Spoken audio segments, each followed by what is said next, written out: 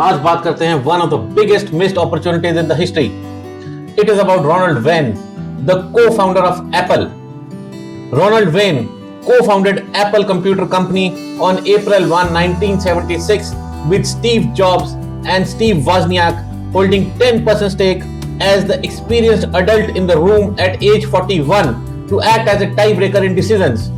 उन्होंने original partnership agreement को draft किया था. एप्पल के फर्स्ट लोगो को भी उन्होंने ही डिजाइन किया था, जो एक स्केच था of Isaac Newton under apple tree, and he also wrote the Apple one operations manual.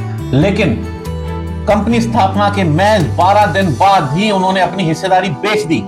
Ronald when ने 1976 में ही एप्पल कंपनी के अपने 10% शेयर सिर्फ $800 लगभग 2 लाख रुपए में बेच दिए, क्योंकि उन्हें कंपनी के कर से व्यक्तिगत नुकसान का डर था.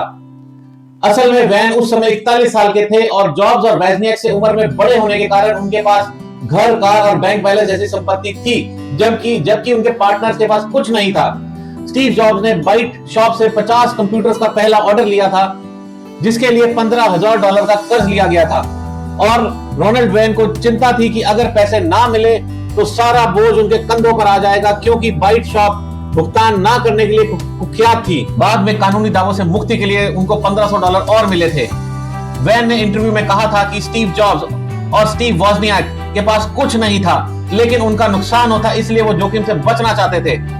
आज उनका वो 10% stake would have been worth around $7.3 million at the time Apple came out with the IPO in 1980, over $113 million by 1995, and an estimated $320 to $345 billion, तकरीबन 26 लाख करोड़ रुपया होता today, based on apples $3.45 trillion valuation.